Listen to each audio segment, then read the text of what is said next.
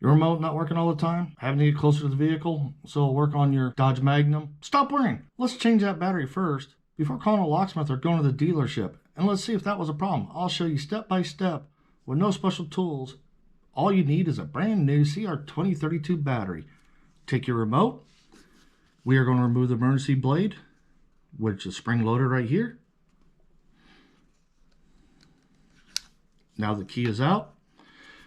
You'll see an indentation where the key came out and then a little spot on the side right here.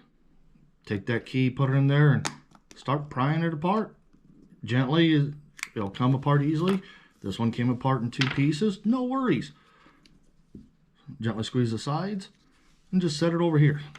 Now, with that being said, take the bottom of your key, put it under the battery, and it'll pop right out. As you can see, it's a CR2032 battery. Toss that to the side. Get you a quality battery. I'm not being sponsored. These are just the batteries I use. And you'll notice right here, you have the positive sign. Positive down. Put it in. Spring loaded. Make sure the tabs are good. You can turn around, take the half, and put it right over. Make sure it goes down on the seals on the side and seals nicely. And it did. If you ever stayed in the housing, you got lucky, and even better for you. Take the 2 halves and squeeze them together and it'll start snapping. Hey, if you found this video helpful, like the video, leave a comment down below, and remember, let's be safe out there.